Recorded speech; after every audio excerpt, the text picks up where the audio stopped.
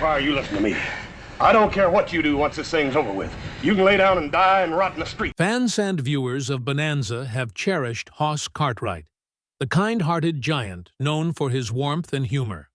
However, Dan Blocker, the actor who played Hoss, had a life filled with unexpected turns and hidden stories. Now, at the age of 66, one of his sons has stepped forward to reveal a long-suspected truth about his father, an insight that might alter everything fans believed. Before diving into these revelations, it's important to grasp the initial events that prompted his son to disclose these long-concealed truths.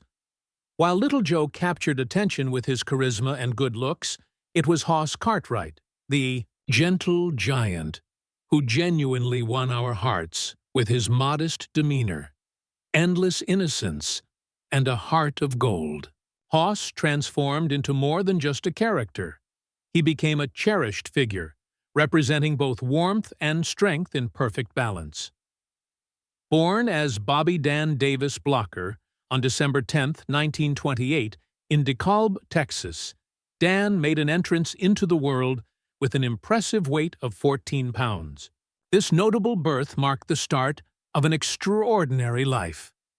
Raised in the quaint town of Odon, Texas, Dan dedicated his childhood to assisting in his family's grocery store, where he helped carry bags for patrons and absorbed the small-town principles that molded his warm and down-to-earth character.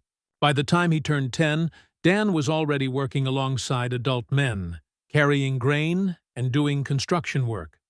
His impressive strength earned him the nickname the Biggin from his neighbors. By the age of 12, he stood 6 feet tall and weighed 200 pounds.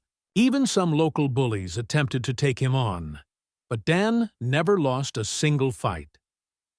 After graduating from high school, Dan went to Texas Military Institute, where he performed exceptionally well in football. His impressive athletic skills earned him a football scholarship to Sul Ross State University. By that time, he stood a formidable 6'4", and weighed 275 lbs, making him hard to overlook. Around this period, a new dream began to take shape, although he was unaware of it at the time. When his college drama club needed someone to help with heavy props, they reached out to Dan, whose strength made him the perfect candidate. What started as a simple task led to his first minor role in a production of Arsenic and Old Lace. That initial experience of acting enthralled him, and he felt the excitement of performing on stage.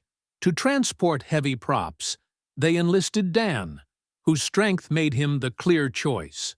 However, what began as a simple task turned into his first small part in a production of Arsenic and Old Lace. This initial experience with acting enthralled him.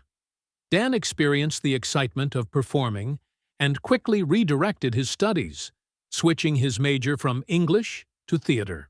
Although he had opportunities to play professional football, Dan opted to pursue his passion for acting instead. This decision ultimately led him to New York City, where he pursued a career on Broadway. With time, his hard work and skill earned him a role in a production of King Lear, representing a significant advancement in his path toward Hollywood. However, fate had a new and unexpected turn in store for him.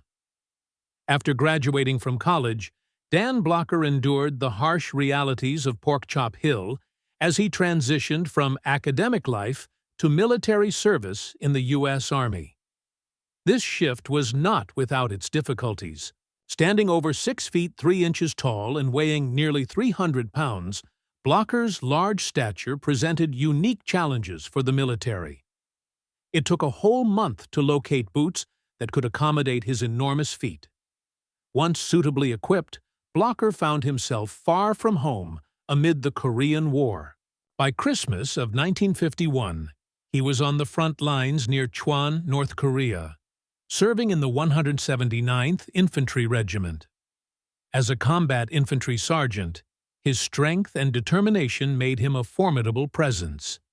Day after day, he and his comrades faced fierce battles, enduring brutal cold, sleepless nights, and the constant danger of enemy fire.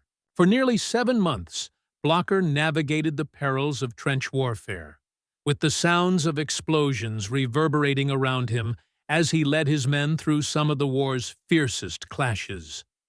One night, amidst chaos and gunfire, Blocker noticed a fellow soldier who was in dire need, trapped and unable to move. Without thinking twice, he rushed into danger to rescue his comrade. This courageous act left him injured but earned him a Purple Heart, a token of valor that he wore with quiet pride. The intense battles at Pork Chop Hill were among the most challenging of the Korean War, a place where mere survival felt like a triumph. Here, Blocker and his unit fought on the front lines, fiercely defending every inch of ground in a location where each hill and valley came at a steep cost. It was an exhausting endeavor, and after months, the Korean War was an exceptionally challenging conflict where merely staying alive felt like an achievement. Blocker and his regiment fought bravely on the front lines, protecting every bit of territory in a landscape where each hill and valley exacted a heavy toll. It was incredibly taxing. After months of relentless fighting, Blocker was eventually evacuated, his body wounded but his determination intact. He was taken to a hospital to recover from the wounds of war. Upon his return home, Dan Blocker brought with him the stark memories of the brutality of war. While he fought valiantly, the experience transformed him. He emerged as a vocal opponent of warfare, particularly against military actions that depended on violence. After witnessing the destructive effects of aggression up close, he became a fervent supporter of peace, denouncing the atrocities of war, and specifically the catastrophic deployment of napalm. How Dan Blocker rose to fame after returning home. From the Korean War, Dan Blocker was eager to leave behind the battlefield and focus on creating a meaningful life filled with family. He married his college sweetheart, Dolphia Parker, and together they raised 4 children, establishing a nurturing family environment that provided him stability following the tumult of war. Although acting was not part of his initial plans, fate had an unexpected turn in store for the tall Texan. While pursuing his doctorate, Blocker relocated to California and enrolled at UCLA. It wasn't long before his impressive stature and distinct Southern charm attracted the attention of Hollywood casting directors. During an era when Westerns dominated television, he appeared to be a perfect fit for the genre. His striking presence and rugged looks made him well-suited for the tough roles typically found in Westerns, leading to small parts in popular shows.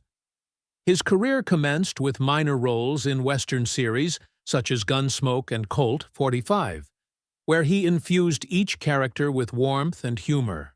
Throughout the 1950s, Blocker steadily built his credentials, appearing in famous series like The Rifleman, Have Gun Will Travel, and Maverick. Though he occasionally ventured into film, it was television that truly resonated with him. In 1957, he received his first significant opportunity with a prominent role in The Restless Gun, where his performance struck a chord with audiences and paved the way for further chances. Soon after, he portrayed Tiny Boinger, a lovable and silly ranch hand in Cimarron City, allowing him to display his innate comedic timing and hinting at the appeal that would make him widely recognized. Ultimately, Blocker's major breakthrough came when he was cast as Hoss Cartwright on Bonanza. In Cimarron City, he played a charming and quirky ranch hand, which highlighted his innate sense of humor and showcased the magnetic personality that would eventually make him famous. Soon after, Blocker got his major opportunity when he was cast as Hoss Cartwright in Bonanza. This role solidified his status in television history and propelled him to fame. Dan Blocker's iconic role in Bonanza transformed his life. He secured the part of Hoss Cartwright in the popular television series, a role that not only shaped his career, but also made him a familiar figure across America. As Hoss, the kind-hearted and large son of the Cartwright family, Dan became a beloved presence in homes nationwide. Hoss, portrayed as a gentle giant who may not have been the brightest of the Cartwrights, compensated for it with his warm nature and sincere kindness. Viewers, especially children, quickly grew fond of Hoss's simple charm and unwavering loyalty to those he loved. For Dan, Hoss represented more than a mere character. He served as a vehicle for expressing Dan's own principles and ideals. Influenced by the teachings of Stephen Grelle, an 18th-century Quaker missionary who encouraged individuals to do all the good you can, Dan embodied this philosophy through Hoss. It was Dan's intrinsic sense of justice and compassion that made Hoss's kindness resonate authentically, securing a unique spot in the hearts of the audience. While Hoss was depicted as naive and uncomplicated, Dan was actually a perceptive and insightful individual. He possessed a master's degree in theater, along with a profound love for literature and philosophy. Dan's interpretation of Hoss melded compassion with a strong protective nature, reflecting his own experiences as a decorated veteran of the Ibidai Korean War, where he understood the price of war and the importance of peace. Although Dan's large stature made him an ideal choice for the role of Hoss, it was his kind disposition that truly embodied the character. Just 2 years after starting his acting career, Dan became part of one of television's most legendary families. Off the set, he developed a strong friendship with his co-stars, Lorne Greene and Michael Landon. The connection among the three men extended beyond their work in acting. Dan was even the best man at Michael Landon's wedding to Lynn Noe, highlighting their close relationship. Although Bonanza occupied much of his time, Dan took the opportunity to explore film roles, working with Frank Sinatra in movies like Come Blow Your Horn and Lady in Cement. Despite his rising fame, he never acted as the best man at Michael Landon's wedding to Lynn, highlighting the strong bond they had. While Dan was occupied with Bonanza, he sometimes explored opportunities in film, featuring alongside Frank Sinatra in films such as Come Blow Your Horn and Lady in Cement. Even as his popularity increased, he always remembered his humble beginnings in the small town of O'Donnell, Texas. The community back home felt a great sense of pride for the reserved and considerate boy who had blossomed into a television star, bringing happiness to countless viewers. Dan Blocker's role as Hoss Cartwright on Bonanza catapulted him to fame. Although he never actively pursued stardom, his kind demeanor and large stature made him a cherished figure in American television. However, he had mixed feelings about the attention that fame brought him. While acting was his true passion, he found it challenging to accept the constant scrutiny that accompanied his success. He would have liked to concentrate on his craft without the limelight, yet his remarkable talent and the affection of his fans made it impossible for him to remain anonymous. Though Dan valued his fans, he felt overwhelmed by the invasion of his privacy. His large stature made him easily identifiable, and even a simple family outing could spiral into chaos with fans surrounding him. During one particular vacation to the Yucatan, which was supposed to be a peaceful retreat, it turned into a public event as locals recognized him and shouted out to Hoss Cartwright wherever he went. Unlike many actors, Blocker wasn't keen on staying in the spotlight. In 1970, he and his family set off on a journey to Switzerland, motivated by the stunning beauty of the Swiss Lake District he had seen in National Geographic. They were enchanted by the peaceful landscapes surrounding Lakes Comme, Mayor, and Lugano. For Blocker, the picturesque views and the opportunity for a more peaceful lifestyle seemed like a dream realized. The family quickly chose to make Switzerland their permanent residence. There, they discovered not only serenity, but also an excellent international education for their children, who flourished in this new environment. Rumors circulated regarding Blocker's reasons for relocating overseas. Some suggested he was struggling financially, but he refuted these allegations, explaining that his work on Bonanza had made him quite affluent. His choice was not motivated by money. Instead, he desired a life free from the burdens of fame.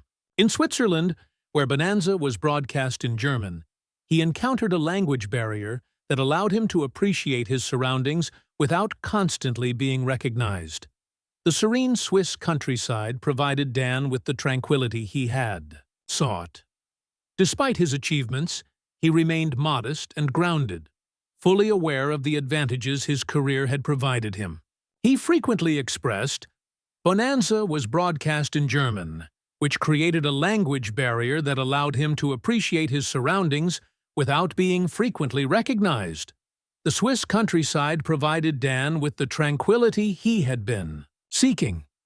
Although he achieved significant success, he remained modest and down-to-earth, always conscious of the advantages his career brought him. He frequently voiced his concern for individuals who faced difficulties, particularly underpaid teachers whom he held in high regard. Reflecting on his own career, he even recognized the irony of his wealth, commenting, "Let's be honest, I sold out for money." While he sometimes contemplated returning to teaching, the fame he gained as Hoss Cartwright made it challenging to revert to a quieter, more modest lifestyle. Dan Blocker's stand against racism in the 1960s. The Bonanza cast and crew frequently traveled to various filming locations. On one occasion, they visited the southern United States, a region still grappling with deep-rooted racial segregation. Despite the ongoing civil rights movement advocating for change, discrimination was prevalent, and numerous hotels, restaurants, and theaters refused service to African Americans. When the Bonanza group arrived at a hotel, they were informed that the African American members could not stay due to the hotel's discriminatory practices. The entire crew was shocked and furious at this blatant injustice.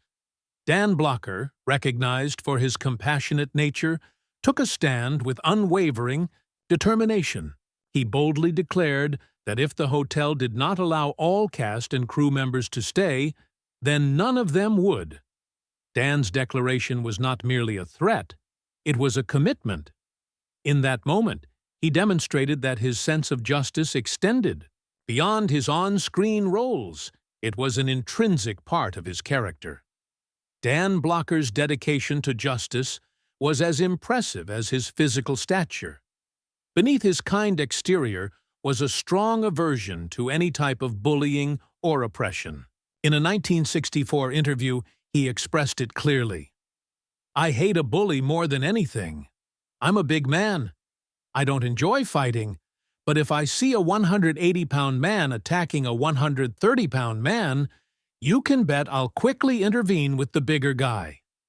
Dan Sektu recognized the power that came with his size and strength, viewing it as a responsibility, a gift to safeguard others rather than to instill fear. His brave stance against racial discrimination while on Bonanza reflects his character. By standing up against injustice, he showed how one person's actions can disrupt the norm. Without intending to intimidate, his brave stance against racial discrimination while on Bonanza greatly reflects his character. By rejecting injustice, he illustrated how the actions of a single individual can confront and challenge the existing norms. Within Dan Blocker's passion for food, he was renowned not only for his impressive stature and generous spirit, but also for his incredible appetite, which matched his larger-than-life personality. Those who knew him were often astonished by the amount of food he could consume. He kicked off each day with an extraordinary breakfast that would leave most people amazed. 12 eggs, 2 loaves of bread, and 2 quarts of milk to start. As the day progressed, his plate would be stacked with meat, potatoes, and more bread, finishing portions that left others in disbelief. Dan's appetite truly became the stuff of legends. Staying true to his Texan heritage, he had a particular fondness for hearty, traditional meals. One of his favorite treats was an entire roasted ham, which he could easily finish by himself. While he wasn't particularly fond of fruits and vegetables, he definitely had a sweet tooth, especially for cakes, pies, and cookies. Dan's passion for hearty meals also influenced his business pursuits. He became a co-owner of the Ponderosa Steakhouse chain, a tribute to the well-known Cartwright family ranch from Bonanza.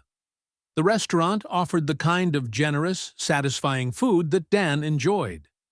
As a co-owner, he had the advantage of dining for free at any Ponderosa location.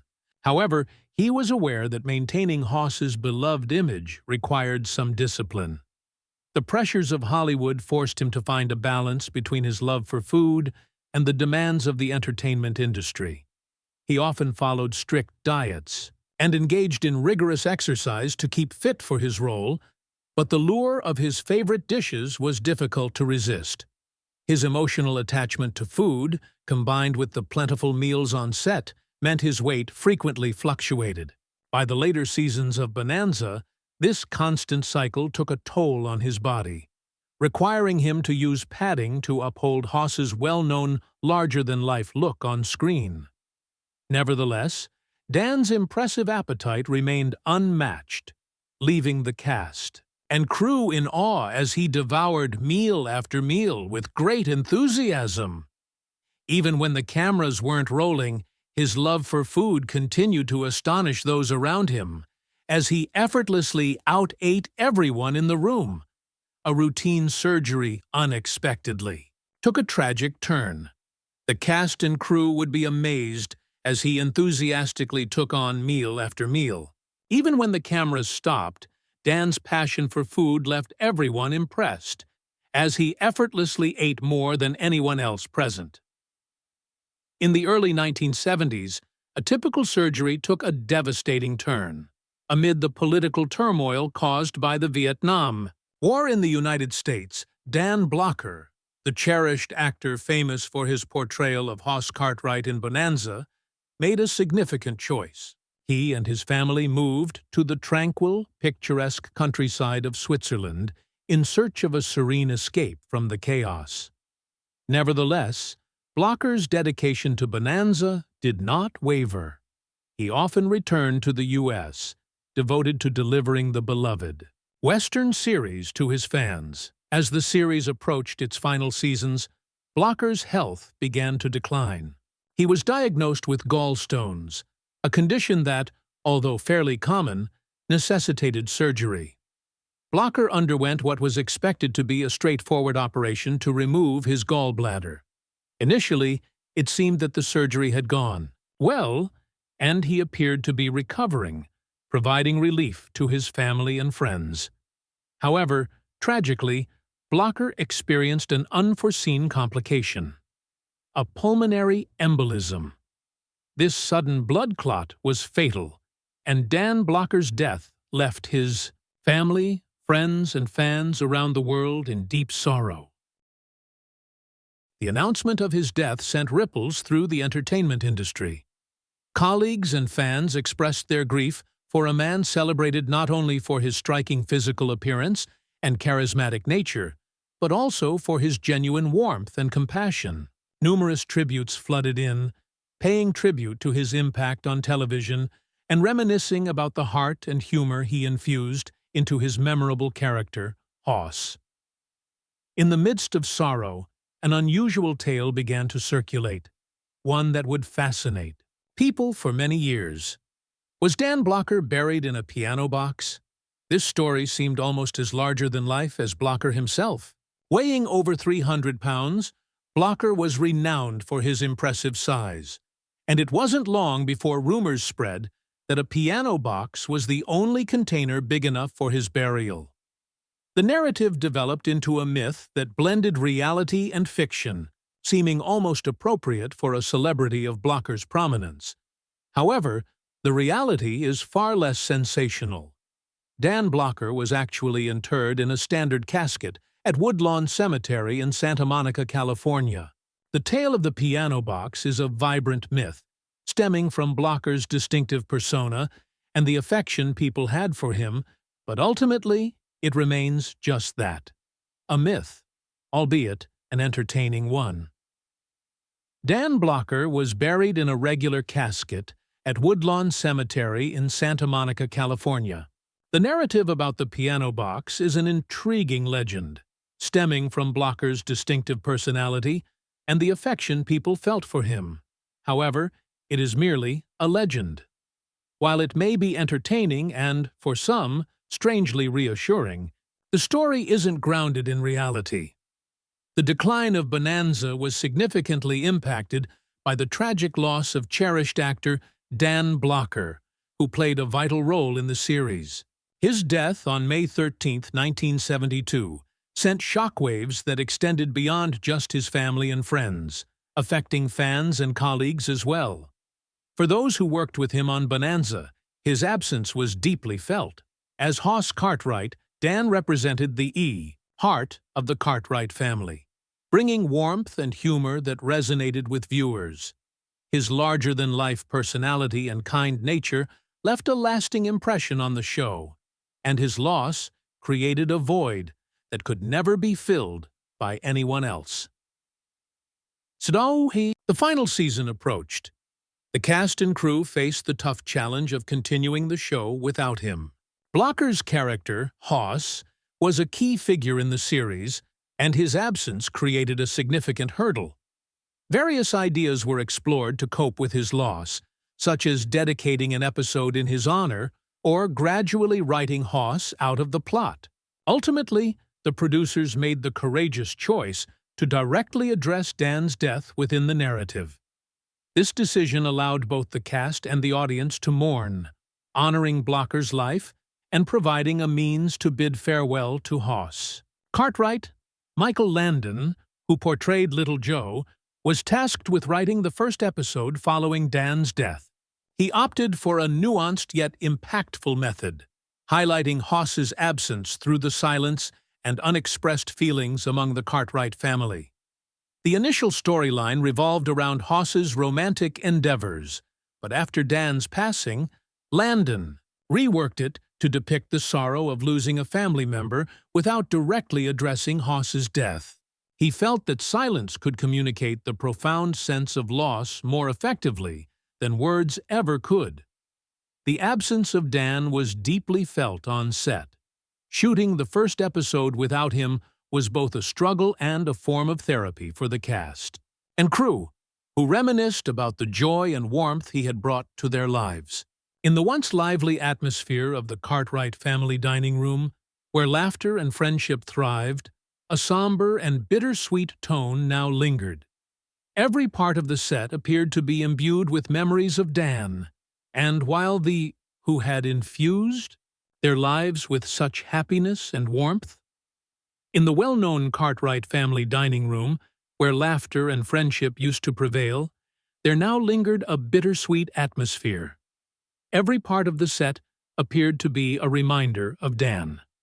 While the crew continued their work, his absence resonated in each moment. Without Hoss, Bonanza was never entirely the same. The show's popularity had been gradually diminishing, and Dan's death hastened its decline.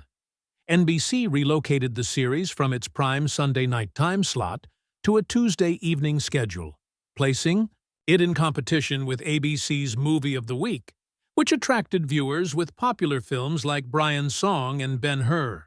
Ratings dropped, and despite the cast's efforts to maintain the show's legacy, recapturing the early season charm proved difficult. In its final season, Bonanza struggled to regain its former success. Without Hoss's warmth and humor, the show felt different, causing viewers to tune out. After 14 seasons, NBC ultimately decided to cancel the series in 1973, concluding the story of the Cartwright family. Even in the peak of the show's popularity, Dan Blocker anticipated this moment would arrive. He openly discussed the inevitable conclusion in interviews, recognizing that the show's success was not sustainable indefinitely. With remarkable insight, he foresaw that the growing number of episodes and escalating production expenses would eventually become too much for the network to handle. Ultimately, Dan Blocker's death signified a pivotal moment, splitting Bonanza into two distinct periods, the time with Hoss and the time without him. Though Bonanza has since become a cherished classic, still appreciated by audiences years later, the void left by Dan was unmistakable. He was the show's heart and soul, and in his absence, it lost a significant part of the warmth that made it unique. Dirk Blocker, the son of Dan Blocker, acknowledges what many have speculated. Being the son of the legendary Hoss Cartwright, Dirk was profoundly influenced by his father's larger-than-life personality and his tragic death at the age of 43. This significant loss not only affected Dirk's personal life, but also shaped his career trajectory. Although he ventured into acting like his father, he craved a more subdued existence away from the constant attention that surrounded Dan Blocker. Dirk shares that observing his father's fame led him to steer clear of the pursuit of celebrity, noting how he often witnessed fans swarm around Dan wherever he went, eager for a brief encounter. Life for Dirk Blocker was different from the constant attention that accompanied his father, Dan Blocker. As a child, Dirk observed how his father's fame influenced his own choices, leading him to avoid the quest for stardom.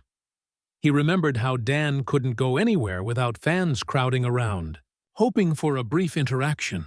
For Dirk, the idea of being a character actor, which provided the chance to perform without the unending scrutiny of fame, was much more appealing. The tragic event occurred on May 13, 1972, when Dan Blocker, celebrated for both his talent and his kind-heartedness, died after a routine gallbladder surgery. Complications arose, resulting in a pulmonary embolism, and he passed away at Daniel Freeman Hospital in Englewood. The abruptness of this loss profoundly affected Dirk, who struggled with such deep sorrow that it drove him to immerse himself in his work and everyday life for solace. Although he appeared outwardly composed, he carried the weight of grief from losing his father, who had been his most significant source of guidance and support throughout the years. Dirk's perception of his father grew more profound. He began to recognize the diverse and fulfilling life that Dan Blocker had. Beyond being a famous actor, he was also deeply committed to justice, engaged in political issues, and known for his generosity towards others. Dirk found motivation in how his father lived fully, maintained his sense of humor during difficult moments, and stayed faithful to his principles. Thank you for watching this video. If you liked it, please give it a thumbs up, subscribe to our channel, leave a comment, and enable post notifications to keep up with our newest content. See you in the next video!